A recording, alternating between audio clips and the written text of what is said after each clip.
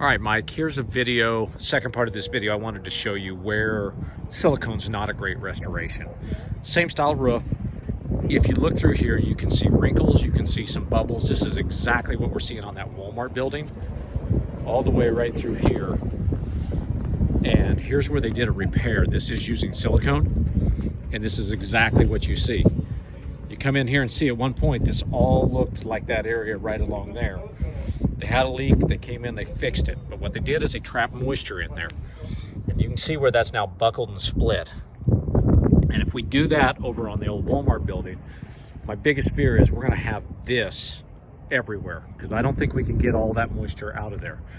So a better solution here would be an acrylic. We get a lot more elongation, a lot more tensile strength. We can 3-course this in with some fabric to help add some strength in some various areas.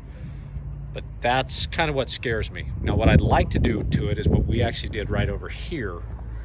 And this roof was in about equal condition. We tore off, kind of cut out some of those high areas, stripped the moisture out, and then we came in and spray foamed it. And you can see all the walls. I wish you could have seen this before we started, but these walls were literally getting ready to crumble in.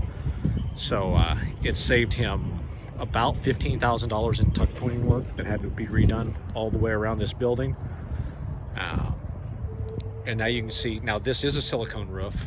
You can still see there's a little bit of waves and a little bit of wrinkles, but it was about a 30% savings versus tearing off the roof, re-insulating and TPO plus the $15,000 all the way around. This isn't a very big facility. So this is a silicone roof right here. This roof's warranted for 20 years.